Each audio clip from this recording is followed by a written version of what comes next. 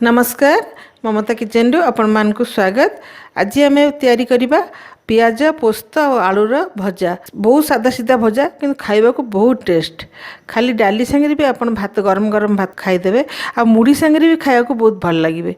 ताले चलतु आम तैयारी करबा आलू आ पोस्त और पियाजर भजाटा।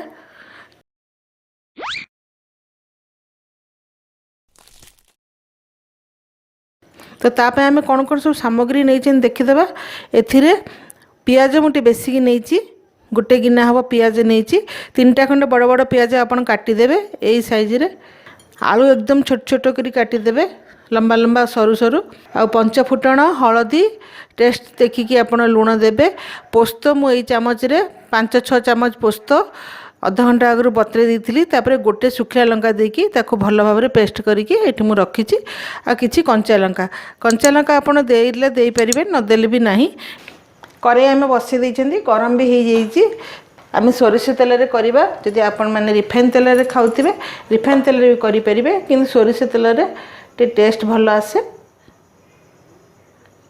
तेलटा गरम होला परे आम फुटण दे देबा। फुटण संगे हलदी भी देदेबा। तापर कंचा लंका देदेबा। कंचा लंकाटा टिके होला परे आम जो गोटे गिना पियाज काटिकी रखिछंती पियाजटा आम देदेबा। एठी मु बड़ बड़ 3टा पियाज नहींची। तापर आलूटा भी देदेबा।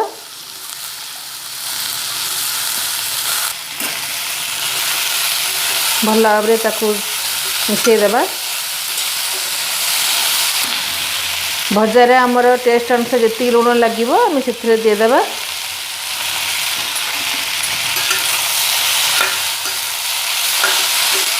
भल भाव में ताकू मिसईदेबा। गैस फ्लेमटा टिके मीडियम करके आम ताकू ढांकीदेबा।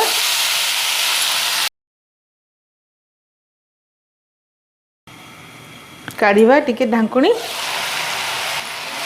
आ भल भाव में चलईदेबा भजाटा। ए बेसिक पियाज दिखाई टेस्ट बहुत बढ़िया आसो। देखो आमर अधा अधी मौली गला। तो बर्तमान आम ये पोस्त जो बाटी पोस्त देदेबा। यहाँ आमर भजा हम।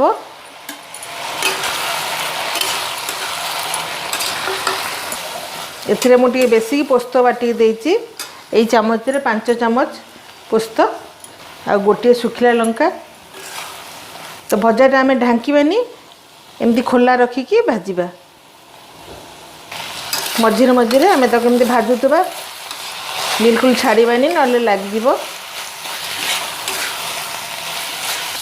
गैस फ्लेमटा आम टिके मीडियम रखा ना पोड़ीज। आ भल भाव में ताकू लगातार एमती चलाउथबा।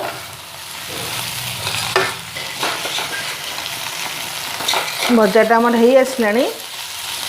आ 5 मिनट पर हो ये भजारे आपण पियाज परिमाणटा टे बेसिक देबे, आलू परिमाणटा टे कम देबे, ताले भल लागिबो।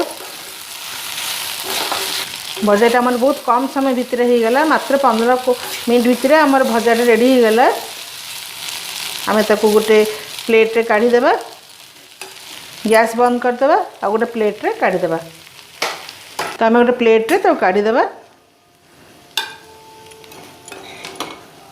बहुत बढ़िया पोस्तर बास्नाटा बहुत बढ़िया आछि। आ शीत दिन भी एमती भजा बहुत भल लगिबो।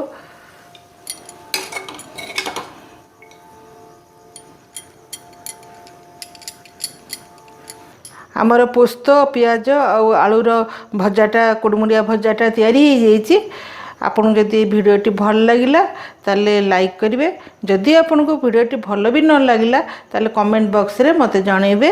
आ सब्सक्राइब करने को मोटे भूलिबेनी। पाखरे थिबा बेल आइकन को क्लिक करदेवे आउरी नुआ भिडियो देखिबा पई। ताले मु रहूची आ गोटे भिडियो नहीं कि आसीबा पई।